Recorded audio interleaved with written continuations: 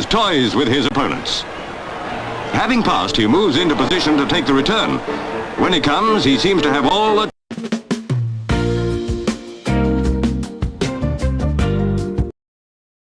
L'histoire incroyable du premier ballon d'or, Stanley Matthews, le magicien oublié du football bien avant Messi, Ronaldo ou même Pelé.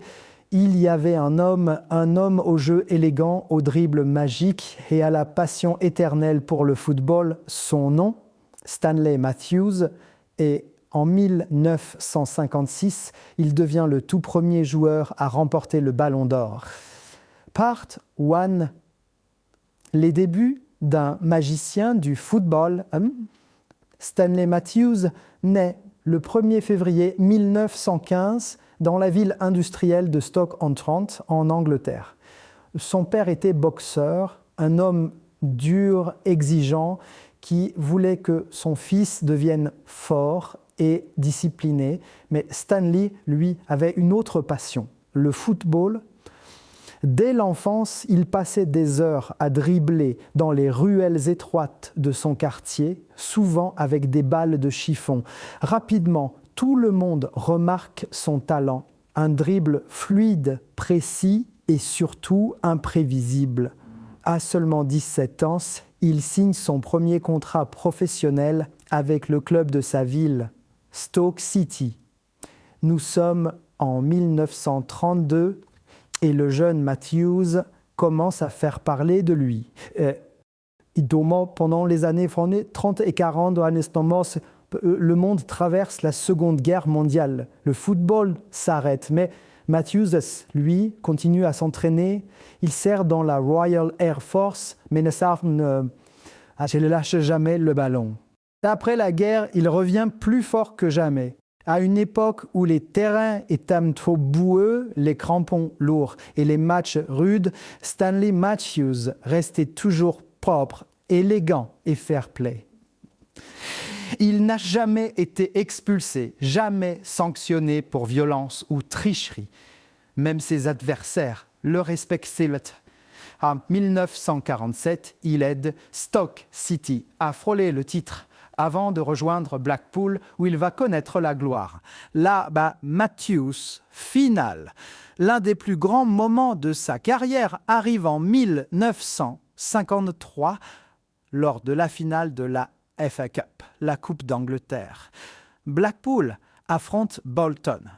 À 38 ans, Matthews offre une performance légendaire. Son équipe perd 3-1, mais il prend le match en main. Dribble, passe, centre, résultat final, Blackpool gagne 4-3 grâce à 3 passes décisives de Matthews. Ce match est resté dans l'histoire sous le nom de The Matthews Final. Pas Blackpool Final, pas Mortensen Final, non, Matthews Final.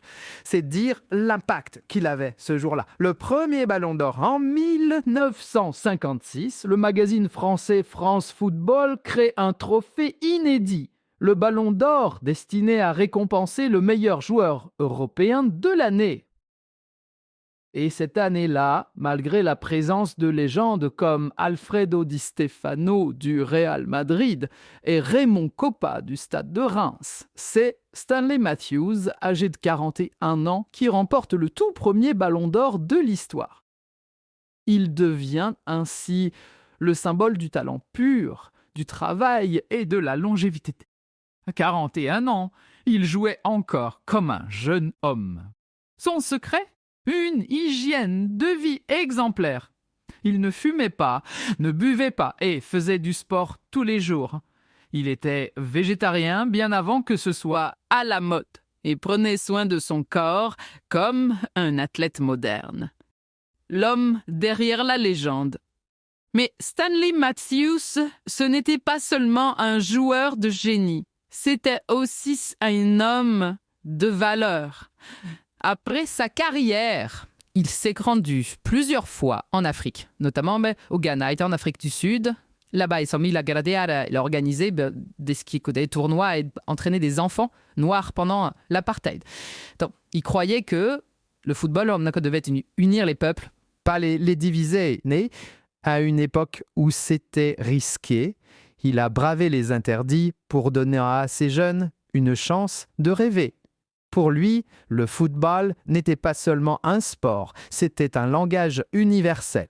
L'héritage du magicien footballeur Stanley Matthews a joué son dernier match professionnel à 50 ans, et il a reçu le titre de Sir, anobli par la reine d'Angleterre pour ses services rendus au football. Jusqu'à la fin de sa vie, il restait simple, humble et passionné. Il est mort en l'an 2000 à 85 ans, laissant derrière lui une leçon éternelle. On peut être une légende sans arrogance, on peut être un champion sans tricher, on peut marquer l'histoire simplement en restant fidèle à soi-même.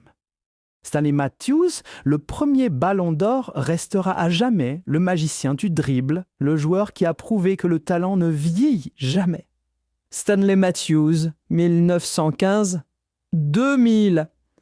Premier ballon d'or de l'histoire.